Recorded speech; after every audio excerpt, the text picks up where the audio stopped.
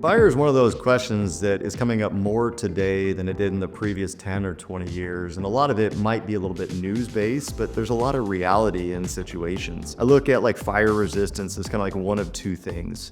There's something called WUI Standards, Wild Urban Interface. And that's a new standard that really was brought about by the California wildfires that we're now seeing that pushing up into Oregon as well.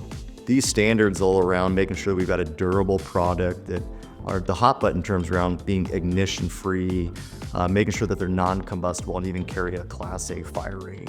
So while a lot of homeowners aren't always thinking about a wildfire next to their house, they are thinking about things like, my house is built really close to the house next door to me. What happens if that house burns down? Is my house gonna catch on fire?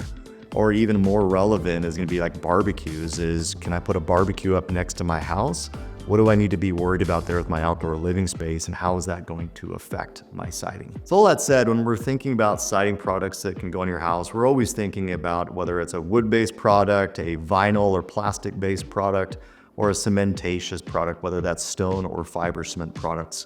So when we are really thinking about like a non-combustible product, we tend to lean away from vinyl products or wood-based products and more towards a fiber cement product like Hardie plank. And the biggest deal there is we're thinking about is hot button terms like ignition free and non-combustible. So we want to ensure that the product that's going on your house that we're taking in contact there with, what does it look like outside? Are we worried about the neighbor's house and heat coming over? We're worried about barbecues that might be really close to your house. Maybe you've got a small outdoor patio cover and a barbecue that's pushed up next to your house. Well, that's not gonna be well suited for wood-based products for your house or vinyl-based. So that's usually where we're gonna start leaning more towards a fiber cement product like Hardie plank.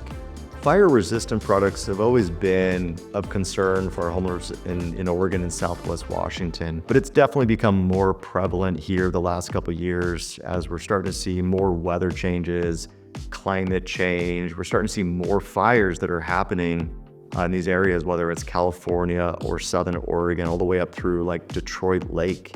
We saw a lot of fires in Southern Oregon through Detroit Lake a couple of years ago that burned down about 4,000 different structures. And so because of that, all of a sudden we're starting to get a lot more phone calls about what products do we recommend, and do I need to be concerned about my house with a certain product if a fire was to break out outside my house and trying to get in. If there's any concern about needing fire-resistant materials for your house, the best products really to look at are either cementatious or Hardie plank siding.